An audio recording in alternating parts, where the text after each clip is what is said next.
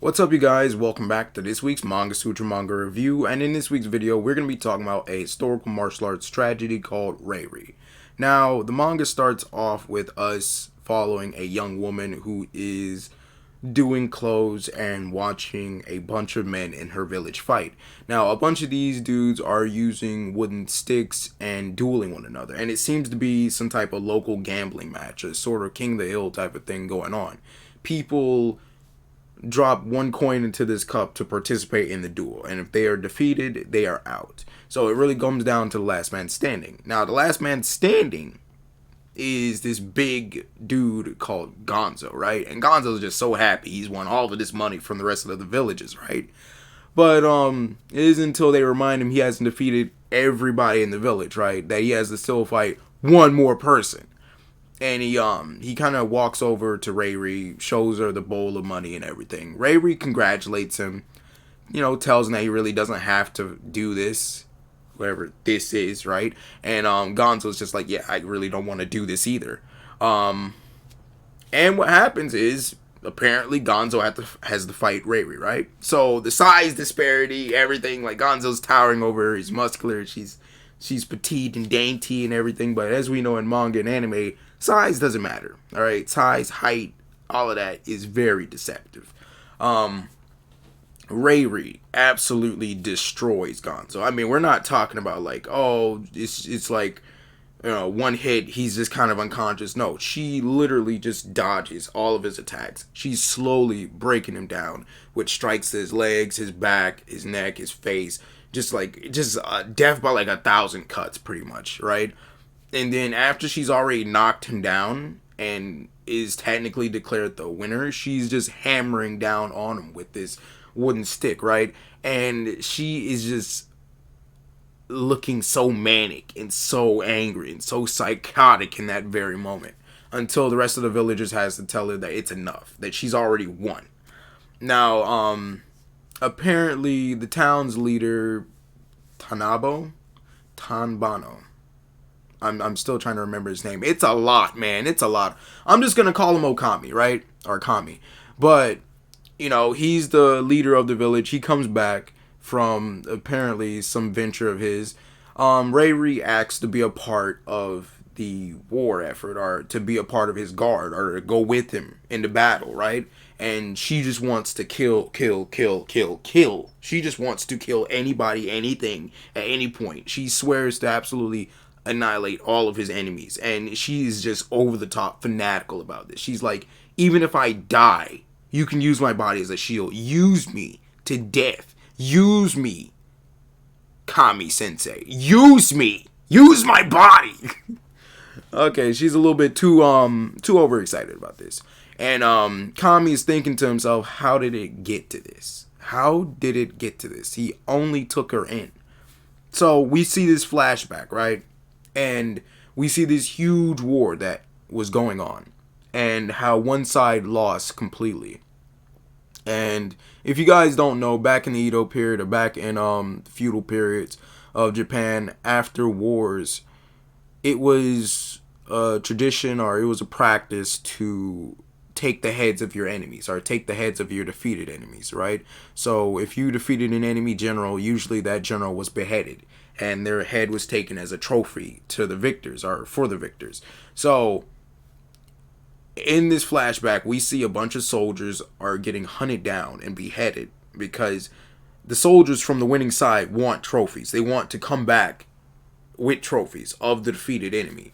And we see Kami and another soldier with him are pretty much trying to retreat far, far away. And they went all the way into another province. So this isn't like, okay, well, there was a battle down the street, and now I'm like 4 houses down. They're not going to chase me. No. This is like the equivalent of being in like Atlanta, and then going all the way to maybe like Tennessee, maybe, and still being chased. This is that equivalent, right? So Kami and his friend went all the way to another province to get away from these headhunters. They managed to find a shack, and they managed to get some water. The shack was inhabited by a dude, his wife, and 2 kids. And the dude was nice enough to offer Kami some food because they were already eating. And apparently, it turns out the dude was a foot soldier that used to work under Kami, or used to serve Kami in a previous war years ago. And that he had a lot of respect for Kami, right? Because Kami is a decent man. He was a decent man, right? So when they got to the hut at first, Kami's friend was like, maybe we should force them to give us food. And Kami was like, there's no dignity or honor and, harassing peasants. There's no dignity or honor in that. I'm getting Ghost of Tsushima vibes already. I've been watching the playthroughs of Ghost of Tsushima, so Reiri is probably something you want to watch or read. If you're into Ghost of Tsushima, Reiri is probably for you, right? It's probably for you. But yeah, Kami was like, we don't have any need to harass peasants. And the father kind of backed that up. He was like, Kami was a decent dude. When we lost the war before and they took our leader's head, everybody was panicking, but Kami was like, we're not going to back down until we get our leader's head back. And we got our leader's head back. Kami never talked down to us. He treated us with respect. There is no other leader like him. So Kami is just really pretty much placed on this pedestal to be this ideal, amazing moral figure, right? He is morally strong. He knows right and wrong. He has honor. And before Kami and his friend leaves, he warns the peasant and his wife that, hey, there may be headhunters coming in from another province because there was a war far over. And you might want to hide for a short while. You might want to hide your wife and your kids for a short while because it's not safe. It's not going to be safe. And they left. Now, the peasant father was talking with his kids and his wife about Kami, and apparently he forgot the time. And his wife was like, shouldn't we be hiding? And he's like, nah.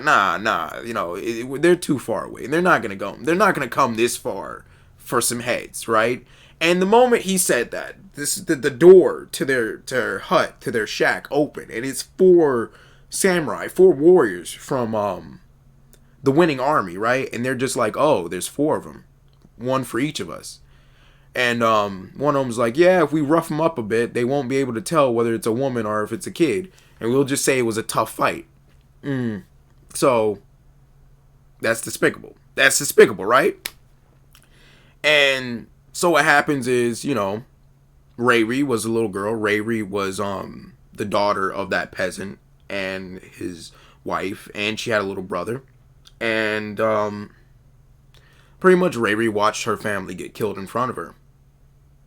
They killed her father. Her mother helped her and her little brother escape. Then her mother blocked, this little passageway. They killed her mother as well. Reiri had to watch everybody in front of her get killed. And her brother tried to make a last stand, got a sword, and, tried to protect her. But these were grown men. These were grown warriors that were just out for blood. And they killed him too, right? And eventually they caught up to Reiri. And they had all of her family members' decapitated heads in their hand, right? And then they was just like, you know what? Before we cut her head off, we are going to have our way with her. And one of them says, isn't she too young? And they was like, nah, she's just right. And yeah, they were almost on the way to doing that. But it turns out Kami came back. And he just annihilated every single one of those. I wouldn't even call them warriors. They're just scumbags. They're bandits. They're thieves. It's like a hive of scum and villainy in this manga. I'll get to that at the end of this video. But Kami just absolutely annihilates all of them. And he pretty much blankets her. But we see Reiri just kind of just losing it because she's seeing their decapitated heads right in front of her. And it's a lot to process for her. But apparently the flashback ends there, and we see that Kami took her in as a young girl. She cut her hair. She started learning how to use a sword, or learning the way how to fight and everything. She was getting her ass kicked here and there with the villagers, but then after a while she got good, and she is now the strongest person in the village outside of Kami, I guess. And we just see this transition from this innocent girl. Right, this innocent girl in this shack, to this young woman who wants to die, And she doesn't just want to die. She wants to kill the people that were responsible. She just wants to kill, kill, and kill, and kill. And the only honor that she sees, I guess, is in dying. We see this very rapid, I guess, abrupt transformation in Reiri. You know, and I think this manga is definitely good.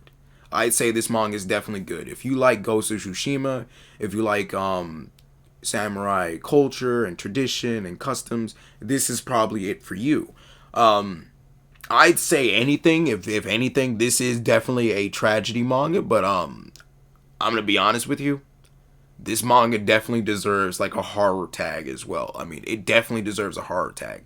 It has the gore in there. It has the gore. You know, you see people getting shot in the face with rifles. You see people getting decapitated. And it just seems like all the men in this manga are just terrifying, you know, terrifying. You literally have at the very first chapter, I guess, this dude running away after the battle, and he gets literally impaled by another soldier with a spear. And then the soldier just stands over him with like this emotionless face. Emotionless. And he just pulls out a sword and just decapitates him, and then holds his head up cheerfully. And then the fact that these 4 bandits, you know, they go all the way from this one province to just go to this shack to decapitate literally Reiri's entire family, and they don't even care that it's women, that it's a woman and it's 2 kids. They don't even care. They're just like, we'll just rough it up to make it look like it's a man. It's just terrifying. It's terrifying. Just imagine having to live in that era. If this is how things were, and I know sometimes, you know, you have to over dramatize it, but if this is how things were back then, man, I'll pass. It's a hard pass, man. If I hear that there's a war, I'm getting far away from that area. I don't care. You cannot convince me. I have a new name, a new identity. I'm not being anywhere near that area, right? If people are that pressed about honor and custom and claiming a defeated enemy's head, yeah, I'll pass. It's a hard pass for me, sir. But yeah, I am just a couple of chapters in. This is just my first impression of it. It definitely seems like it could be a horror manga. It should get that horror tag, but it's a historical manga, which I really do like historical mangas. I also really do like historical martial arts mangas. Those are really good. Reiri herself looks very attractive, right? She has a very smooth, very calm, peaceful face, but it's contrasted to this ugly, apathetic, somewhat cold, murderous look on everybody else's faces. Like all the men in the manga, most of them have like these very rough, stocky faces, and it's just like this emotionless feel to it. It's like they're like frogs. They look like frogs or toads or, you know, whatever. And it looks like any of them could easily murder you in your sleep. And yeah. It makes you really look at Reiri as like this chosen one, I guess. But then again, I think that's the thing with all manga, right? Like most of the fodder characters, or most of like, you know, just the background characters, they have like these very plain looking faces, but it's the main characters. It's the main characters that have like the best faces and the best details. And you see that with Kami. I mean, he kind of still looks ugly, kind of, but I mean, he's not as ugly as everybody else. I want to see what Reiri does. You know, we see that she does go out and she is going to be killing people, but I would like to see, what does she want from this? What does she get from this? I know she wants to die, but what does she get from this? This quest for revenge, you know, this quest for blood, this quest for death. And I want to see if she learns anything, if there's any type of self-reflection on what she's doing or what she's seeking. The art style, like I said, is pretty crisp. I love the art style for Reiri, especially her character, and it's definitely contrasted by the male characters in the manga. I'd say that the manga also puts a lot of detail into the fights and into some of the more gory scenes, and I really appreciate that. It keeps the same quality throughout the chapters. So it's not like, oh, you have a high detailed panel here and then crap here, or mediocre. art style here. No, it's the same art style through and through. All right, it's the same art style, and I appreciate consistency. The plot is very in your face. It's very in your face, right? They have no qualms about showing you Reiri's parents getting killed. They have no qualms about showing you the brutality of headhunting. They have no qualms showing you that, hey, Reiri is a little bit kind of mentally out there. You know, she's kind of mentally messed up. And, you know, she's not this dainty girl. She's not this soft woman. There is a darker side to her. There is this bloodlust within Reiri. And it wasn't always there, but it's there. And I want to see how the manga tackles it, I guess.